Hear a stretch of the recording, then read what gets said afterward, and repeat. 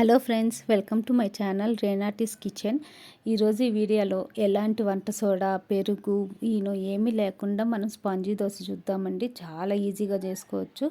అలాగే పిండి అనేది బాగా పులవడానికి, అంటే క్వాంటిటీ డబుల్ అవ్వడానికి ఎలాంటి టిప్స్ వాడాలి అనే దాని గురించి కానీ చూపించానండి. సో పూర్తిగా వీడియో చూసి ఫాలో చేయండి, మీకు ఖచ్చితంగా పర్ఫెక్ట్ దోశ అనేది వస్తుంది. సో ముందుగా మనము 4 గ్లాసులు రేషన్ బియ్యం తీసుకుంటున్నానండి. ఇడ్లీ బియ్యం అయినా సరిపోతుంది, కాకపోతే సోనా మసూరి మాత్రం వాడకూడదు. సో 4 గ్లాసుకు గాను 1 గ్లాసు మినప్పాలు తీసుకుంటున్నాను. అలాగే ఒక 1/4 గ్లాసు శనగబ్యాలు అండి, లేదా 3 టేబుల్ స్పూన్స్ అయినా సరిపోతుంది. అలాగే 1.5 టేబుల్ స్పూను మెంతులు తీసుకుంటున్నాను. ఇవి మంచి కలర్ ఇస్తాయి అన్నమాట దోశకి. ఇప్పుడు వీటన్నిటిని బాగా 3 నుంచి 4 సార్లు కడగాలండి, డస్ట్ పోయేదాకా. సో కడిగి నీళ్ళు పోసి పెట్టుకున్నాను. సో ఇప్పుడు మరొక గిన్నెలో బొరుగులండి, మరమరాలని కానీ అంటారు కదా, ఇవి 1 గ్లాస్ తీసుకున్నాను. 4 గ్లాసులు బియ్యానికి గాను 1 గ్లాసు మరమరాలు తీసుకున్నాను. వీటిని ఒకసారి కడిగి నీళ్ళు పోసి పెట్టుకుందాం దీంట్లో కానీ బొరుగుల్లో కానీ. సో అలా కడిగి అలా నీళ్ళు పోసి పెట్టాను అనమాట. ఇంకొక గిన్నెలో ఒక 3 టేబుల్ స్పూన్ల సగ్గుబియ్యం తీసుకున్నానండి, అది సాబుదానాగా అని అంటారు కదా. వాటిని ఒకసారి వాష్ చేసి మనం బొరుగుల్లో కలుపుకుందాము. సో వీటిని ఇప్పుడు బొరుగుల్లో కలుపుకొని వీటిని కానీ ఒక 4 to 5 అవర్స్ ఖచ్చితంగా నాననివ్వాలండి బియ్యంతో పాటు. సో ఇప్పుడు 4 to 5 అవర్స్ తర్వాత చూద్దాము. బియ్యం అనేవి బాగా నానాయి మనకి, చూసారా? సో అన్నీ నానాయి. ఇప్పుడు బొరుగులు చూద్దాము. సో ఇవి కానీ చూసారా, ఇవి కానీ బాగా నానాయి మనకి. ఈ మాత్రం నానితే సరిపోతుంది. సో ఇప్పుడు మిక్సీ పట్టుకుందాము.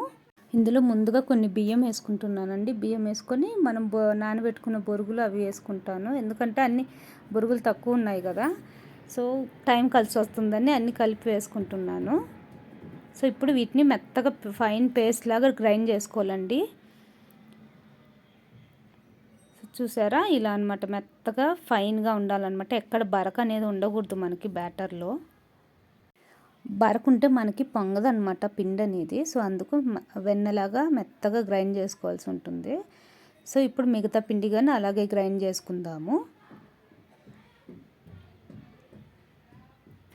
సో ఇలా మొత్తం పిండి గ్రైండ్ చేసుకున్న తర్వాత ఇక్కడ మనము పిండి పైన కొంచెం నీళ్లు చల్లుకోవాలండి. నీళ్ళు అంటే సపరేట్గా ఏం చల్లాల్సిన అవసరం లేదండి. ఆ మిక్సీ జార్లోనే కొంచెం పిండి ఉంటుంది కదా, దాంట్లోనే నీళ్లు కలిపి చల్లాను, అలా వేసాను అనమాట. ఇంకా పిండిని అస్సలు కలపకూడదు. అందులో మనం మిక్సీ పట్టినప్పుడు ఉండే వేడికి మనకు పిండి అనేది బాగా పొంగుతుంది. ఇంకా మూత పెట్టి 8 అవర్స్ మనం పొలవనివ్వాలండి పిండిని. సో 8 అవర్స్ తర్వాత చూసారా, పిండి అనేది క్వాంటిటీ డబల్ అయింది కదా. సో మనకు ఒకవేళ పులవదు అని అనుకున్నప్పుడు ఒక ఎండుమిరపకాయ కానీ పచ్చిమిరపకాయ కానీ వేసుకుంటే పిండిలో బాగా పులుస్తుందండి. సో ఇదొక టిప్ అనమాట. సో చూసారా, ఎయిర్ బబుల్స్ ఎంత బాగా ఫామ్ అయ్యాయో. ఇలా ఉంటే పిండి అనేది దోశలైన ఇడ్లీలైన చాలా బాగా వస్తాయండి, సాఫ్ట్గా వస్తుంది. సో చూసారా, ఇలా ఉండాలన్నమాట. ఫుల్ ఎయిర్ బబుల్స్ అనేది ఫామ్ అయ్యి ఉంటే మనకి పిండి బాగుంటుంది. సో ఇప్పుడు మనకి ఎంత కావాలో అంత తీసి పక్కన పెట్టుకుందాము.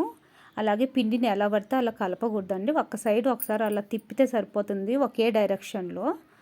సో ఎంత కావాలో అంత పెట్టుకొని ఈ పిండి అనేది మనం ఫ్రిడ్జ్లో 1 వారం వరకు ఉంచుకోవచ్చు. మనకి వారమైనా ఫ్రెష్గా ఉండాలంటే 2 తమలపాకులు మనకు పిండి పైన పెట్టుకుంటే ఫ్రెష్గా ఉంటుందండి పిండి. ఇప్పుడు మనం తీసుకున్న పిండిలో కొంచెం ఉప్పు యాడ్ చేసుకుందామండి, లేదా టేస్ట్కి తగ్గట్టు.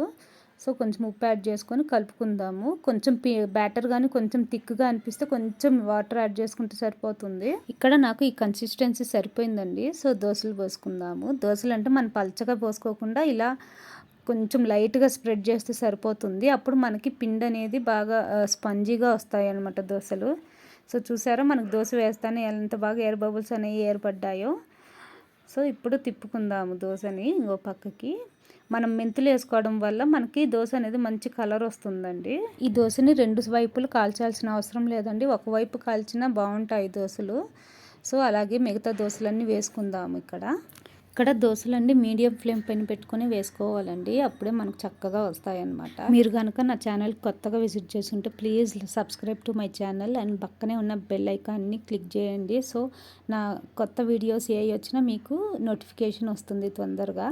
సో చూసారా, మన దోశలన్నీ రెడీ అయిపోయాయి. మీకు కనుక ఈ రెసిపీ నచ్చుంటే please like, share and subscribe to my channel. అలాగే మీ ఫ్రెండ్స్ అండ్ ఫ్యామిలీ మెంబర్స్కి షేర్ చేయండి. మీరు ఒకసారి ట్రై చేసి ఎలా వచ్చిందో నాకు కామెంట్లో తెలియజేయండి. అలాగే నా ఛానల్లో ఇంకా కొత్తగా ఏ రెసిపీస్ చూడాలనుకుంటున్నారో నాకు కామెంట్ చేసి తెలియజేయండి. అలాగే మీ సజెషన్స్ ఏమైనా ఉన్నా కానీ కామెంట్ చేయండి. Thanks for watching.